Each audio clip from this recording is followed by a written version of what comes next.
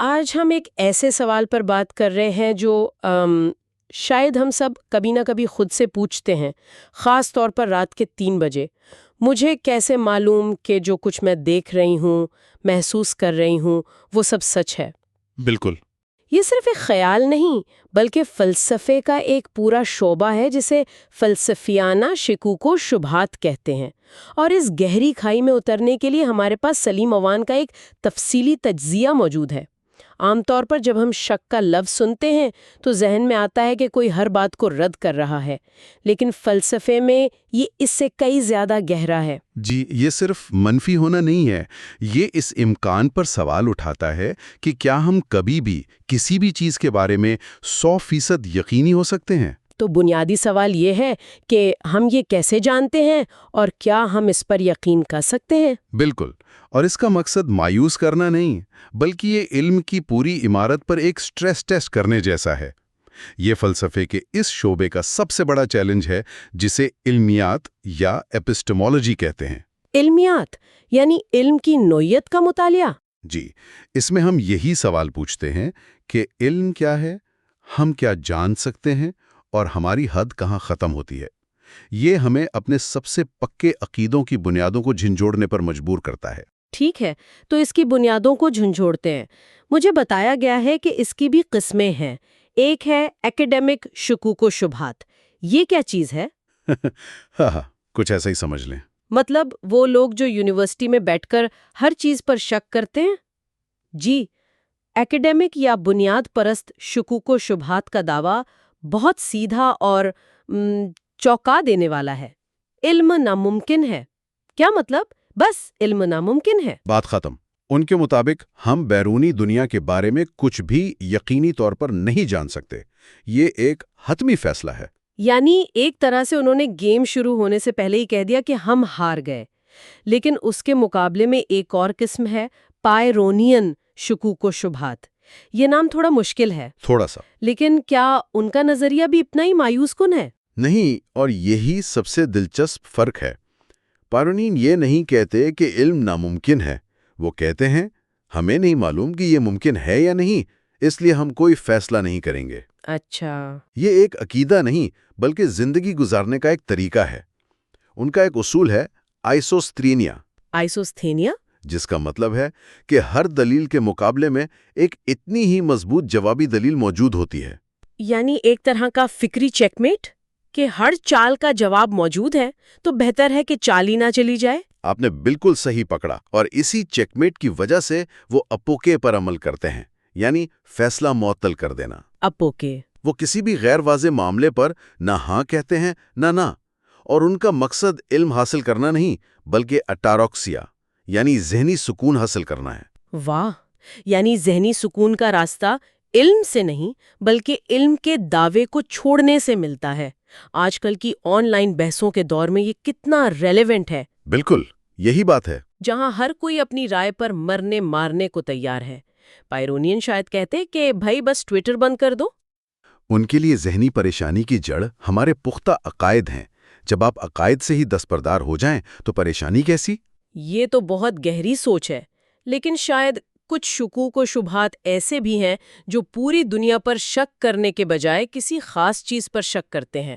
کیا ایسا بھی ہے؟ جی، اسے مقامی شکوک و شبہات کہتے ہیں۔ یہ زیادہ عام ہے۔ مثال کے طور پر، کیا دوسرے لوگ بھی میری طرح سوچتے اور محسوس کرتے ہیں، یا وہ صرف بے حس مشینیں ہیں؟ یہ دوسرے ذہنوں کا مسئلہ۔ جی، یا پھر یہ شک کہ کیا مستقبل ماضی جیسا ہی ہوگا؟ سورج ہمیشہ سے مشرق سے نکلا ہے، لیکن کیا اس بات کی کوئی گارنٹی ہے کہ وہ کل بھی نکلے گا؟ یہ استقراء کا مسئلہ ہے، اور یہ تو سائنس کی بنیادوں پر حملہ کرتا ہے۔ تو قدیم یونانیوں نے ذہنی سکون کے لیے ایک طرح سے ہتھیار ڈال دیے، لیکن یہاں سے بات واقعی دلچسپ ہو جاتی ہے۔ اس چیلنج کو دوبارہ کس نے اٹھایا؟ اٹھایا ضرور اٹھایا، لیکن اس سے پہلے قدیم یونان میں پائرون آف ایلیس کا ذکر ضروری ہے، جسے اس پورے پائرونین اسکول کا بانی سمجھا جاتا ہے۔ اچھا۔ اس نے خود کچھ نہیں لکھا، اس کے خیالات اس کے شاگردوں کے ذریعے ہم تک پہنچے، اور پھر کئی صدیوں بعد سیکسٹس امپیریکس نامی ایک فلسفی نے ان تمام شکی دلیلوں کو اپنی کتاب आउटलाइंस ऑफ पायरोनिज्म में जमा किया। تو یہ کتاب ایک طرح کا ٹائم کیپسول تھی، جی، جو صدیوں تک گم رہی۔ اور جب یہ ٹائم کیپسول 16ویں صدی میں یورپ میں دوبارہ دریافت ہوا، ایک فکری دھماکہ ہوا۔ اسے شکوک و شبہات کا بحران کہا جاتا ہے۔ اس دور میں مشر ڈی مونٹن جیسا مفکر سامنے آیا جس کا مشہور سوال تھا کیوں سیج، یعنی میں کیا جانتا ہوں؟ بالکل۔ اس کے لیے شک تکبر کا الٹ تھا، یہ ماننا کہ انسانی عقل کی اپنی حدود ہیں۔ اور اسی بحران کے بیچ سے ایک ایسا ہیرو نکلا جس نے کہا نہیں، میں اس شک کو شکست دوں گا۔ میرا اشارہ رینے ڈیکارٹ کی طرف ہے۔ بالکل، لیکن یہاں دلچسپ بات یہ ہے کہ ڈیکارٹ نے شک کو شکست دینے کے لیے خود شک کو ہی اپنا سب سے بڑا ہتھیار بنایا۔ یہ کیسے؟ اس نے کہا میں ہر اس چیز پر شک کروں گا جس پر ذرا سا بھی شک کیا جا سکتا ہے، اور دیکھوں گا کہ آخر میں کچھ بچتا بھی ہے یا نہیں۔ یہ طریقہ کار کا شک کہلاتا ہے۔ تو اس نے کن چیزوں پر شک کیا؟ اس نے دو بہت طاقتور دلائل استعمال کیے۔ پہلا تھا خواب کی دلیل۔ خواب کی دلیل؟ جی، اس نے کہا کہ میں اکثر خواب میں خود کو گرم کپڑوں میں آگ کے پاس بیٹھا دیکھتا ہوں، جبکہ حقیقت میں میں ٹھنڈے بستر پر پڑا ہوتا ہوں۔ خواب اور حقیقت اتنے اصلی لگ سکتے ہیں کہ ان میں فرق کرنا ناممکن ہے۔ بالکل، تو ہو سکتا ہے کہ میں اس وقت بھی خواب ہی دیکھ رہا ہوں، اس لیے حواس پر بھروسہ نہیں کیا جا سکتا۔ یہ تو فلم انسیپشن والا آئیڈیا ہے۔ لیکن اس کا دوسرا دلیل تو اس سے بھی زیادہ خوفناک تھا، شریر شیطان والا۔ جی، وہ اس کی انتہا تھی۔ ڈیکارٹ نے تصور کیا کہ کیا ہو اگر ایک بہت طاقتور بدنیت شیطان ہو جو اپنی پوری طاقت مجھے دھوکہ دینے میں صرف کر رہا ہو۔ مطلب؟ یہ آسمان، یہ زمین، میرے اپنے ہاتھ، سب کچھ اس کا پیدا کردہ ایک فریب ہو۔ یہاں تک کہ ریاضی کی سب سے بنیادی سچائیاں جیسے 2+3=5 ہوتے ہیں، وہ بھی شیطان کا ڈالا ہوا دھوکہ ہو سکتا ہے۔ تو یہ تو دی میٹرکس فلم والی بات ہو گئی۔ کیا ڈیکارٹ اپنے زمانے کا پہلا شخص تھا جس نے سوچا کہ ہماری پوری حقیقت ایک دھوکہ ہو سکتی ہے؟ اس طرح سے منظم طور پر سوچنے والا پہلا شخص تھا، اور جب وہ اس شکوک و شبہات کی گہری کھائی میں گر گیا جہاں کسی چیز پر یقین ممکن نہیں تھا، تب اسے ایک چٹان ملی۔ ایک امید کی کرن؟ جی، اس نے سوچا اگر مجھے دھوکہ دیا جا رہا ہے، اگر میں شک کر رہا ہوں، تو شک کرنے کے لیے یا دھوکہ کھانے کے لیے میرا موجود ہونا تو ضروری ہے۔ کوجیتو ایرگو سم، میں سوچتا ہوں اس لیے میں ہوں۔ خود کا ناقابل تردید ثبوت بن گیا۔ یہ وہ پہلی اینٹ تھی جس پر اس نے علم کی پوری عمارت دوبارہ کھڑی کرنے کی کوشش کی۔ لیکن ستم ظریفی دیکھیں، شک کو ہمیشہ کے لیے ختم کرنے کی کوشش میں ڈیکارٹ نے اسے اس کی سب سے طاقتور اور جدید شکل دے دی جو آج تک فلسفے کو پریشان کرتی ہے۔ جی، یہ ایک بہت بڑی ستم ظریفی ہے۔ ڈیکارٹ کے بعد اس کہانی میں اگلا بڑا کردار کون تھا؟ وہ تھا ڈیوڈ ہیوم، ایک اسکاٹش فلسفی جسے شاید فلسفے کی تاریخ کا سب سے ذہین شکی فلسفی مانا جاتا ہے۔ سب سے ذہین؟ جی، ہیوم نے کہا کہ ہمارا سارا علم حسی تجربے سے آتا ہے، پھر اس نے اسی اصول کو استعمال کر کے ہماری سب سے بنیادی دھارناؤں کی دھجیاں اڑا دیں۔ جیسے کہ سببیت، یعنی وجہ اور اثر کا تصور؟ جی بالکل۔ ہم دیکھتے ہیں کہ ایک بلیئرڈ کی گیند دوسری سے ٹکراتی ہے اور دوسری حرکت کرنے لگتی ہے۔ ہم کہتے ہیں کہ پہلی گیند نے دوسری کو حرکت دی۔ ہاں، ظاہر ہے۔ اس نے کہا ایک منٹ رکو، تم نے کیا دیکھا؟ تم نے صرف 2 واقعات دیکھے، ایک گیند کا ٹکرانا اور دوسری کا چل پڑنا۔ ان کے بیچ میں وہ پراسرار طاقت یا ضروری تعلق کہاں ہے؟ اس نے کہا کہ یہ تعلق دنیا میں نہیں بلکہ ہمارے ذہن کی عادت ہے۔ ہم نے واقعات کو بار بار ایک ساتھ ہوتے دیکھا تو ہم نے فرض کر لیا کہ ان میں کوئی تعلق ہے۔ رکیے، اگر ہیوم کی بات مان لی جائے تو سائنس کی بنیاد ہی ختم ہو جاتی ہے۔ ہم یہ کیسے مان سکتے ہیں کہ کشش ثقل کل بھی کام کرے گی؟ یہ تو بہت خطرناک سوچ ہے۔ یہ واقعی خطرناک سوچ ہے، اور ہیوم یہی نہیں رکا، اس نے ذات یا سیلف کے تصور پر بھی حملہ کیا۔ اچھا، وہ کیسے؟ اس نے کہا کہ جب میں اپنے اندر جھانکتا ہوں تو مجھے کوئی مستقل میں نظر نہیں آتا، مجھے صرف خیالات، احساسات، یادیں نظر آتی ہیں جو ایک ندی کی طرح بہہ رہی ہیں۔ میں ان تاثرات کے ایک گٹھے کے سوا کچھ نہیں۔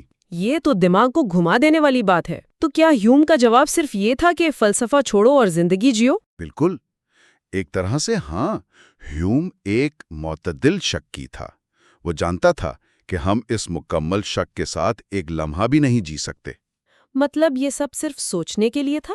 جی، اس نے کہا کہ جب میں فلسفے کے کمرے سے باہر نکلتا ہوں تو فطرت مجھے مجبور کرتی ہے کہ میں ان تمام چیزوں پر یقین کروں جن پر میری عقل شک کرتی ہے۔ ایک طرح کا دوہرا معیار تھا۔ فلسفیانہ طور پر شک درست ہے، لیکن عملی طور پر ناممکن ہے۔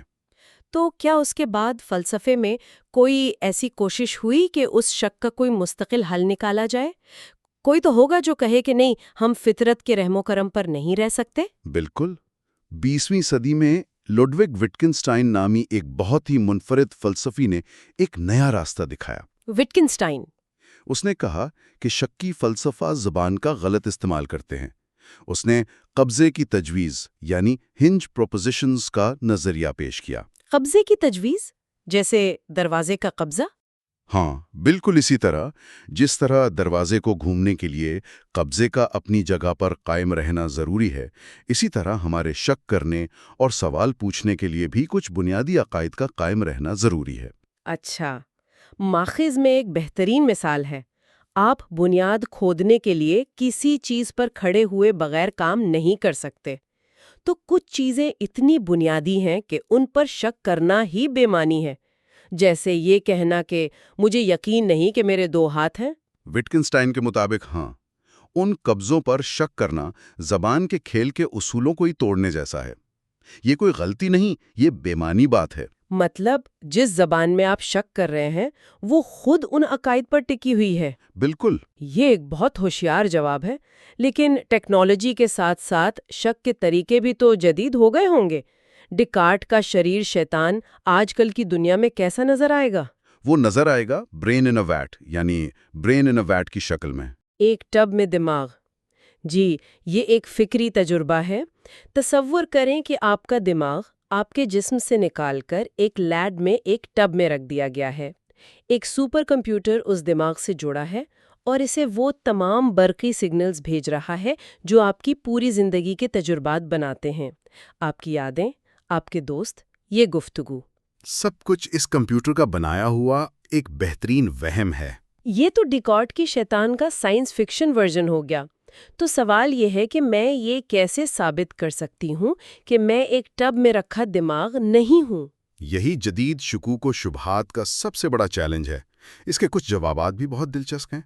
فلسفی ہلیری پٹنم نے ایک بہت پیچیدہ دلیل دی۔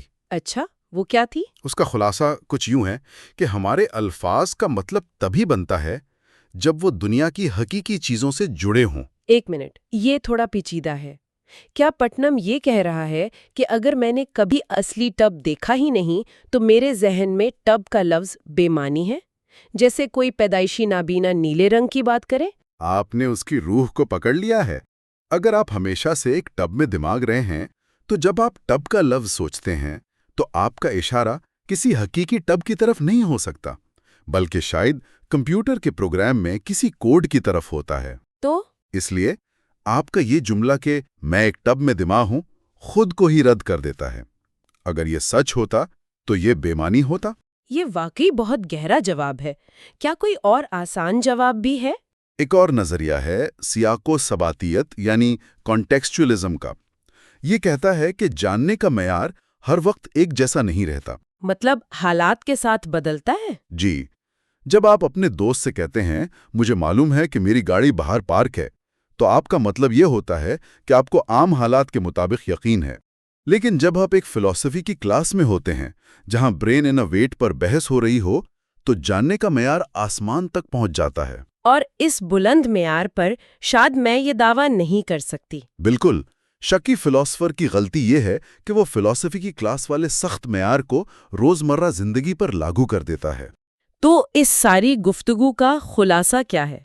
ہم قدیم یونان کے ذہنی سکون سے چلے، ڈیکارٹ کی یقینی بنیاد کی تلاش سے گزرے، ہیوم کے تباکن شکوک و شبہات کو دیکھا اور آخر میں جدید جوابات تک پہنچے۔ اس سب کا مطلب کیا ہے؟ اس کا مطلب یہ ہے کہ فلسفیانہ شکوک و شبہات کوئی بیماری نہیں بلکہ فلسفے کی صحت کی علامت ہے۔ یہ ایک مستقل چیلنج ہے جو فلسفے کو فکری طور پر سست اور خود مطمئن ہونے سے روکتا ہے۔ یہ ہمیں مجبور کرتا ہے کہ ہم بار بار پوچھیں، हमें कैसे पता है कि जो हम जानते हैं वो वाकई सच है? यानी ये फलसफे का वो दोस्त है जो आपको आराम से नहीं बैठने देता, जो हमेशा मुश्किल सवाल पूछता रहता है। बिल्कुल, चाहे हम उसे कभी मुकम्मल तौर पर शिकस्त न दे सकें, उसकी आवाज़ हमें फ़िक्री आजिज़ी सिखाती है। ये हमें यकीन, जवाज़ और हतमी सच्चाई के दरमियान के नाजुक फ़र्क को समझने में मदद देती है। और इस गुफ्तगू के आखिर में सुनने वालों के लिए एक सोच छोड़े जाते हैं।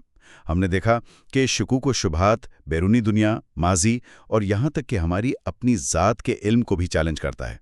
लेकिन इस पर गौर करें, अगर हम ह्यूम का ये नज़रिया कबूल कर लें कि वजह और असर पर हमारा यकीन महज एक जहनी आदत है, तो इसका हमारी आज़ाद मर्जी और जिम्मेदारी के तसव्वुरात पर क्या असर पड़ता है? अगर एक वाक़या लाजमी तौर पर दूसरे का सबब नहीं बनता, तो क्या अमल करने का हमारा इंतखाब वाकई हमारे आमाल की वजह है?